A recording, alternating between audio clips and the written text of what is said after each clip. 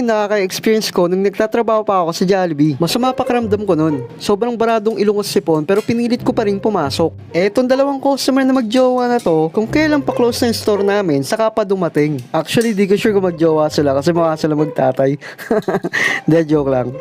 Maya-maya habang nagmampap ako, tinawag ako ng lalaki para magpa-gravy refill. At habang nagre-refill ako ng gravy nila, may naramdaman akong Achoo! Ayun, tumuloog ko, kulay green, sobrang haba. Sa sobrang kaiyang ko, tumakbo na lang ako para magtago sa may utility room. Di ko na alam kung anong reaksyon ng dalawang customer kasi paglabas ko, wala na sila. Ilang buwan pa ang lumipas at nilipat ako sa cashier. Pag kinakabahan ako noon, minsan nabubulol ako o kaya nauutal. Ate, parang kinakabahan ako. Normal lang yan, ganyan din ako nung bago, pero masanay ka rin. Baka mamaya kasi sigawan ako ng customer kapag nagkamali ako ng punch. Huwag ka na matakot, di ka naman kakainin ng customer. Ayan, may customer ka na. Tandaan mo yung tinuro ko sa'yo ha. Knowledge po ate.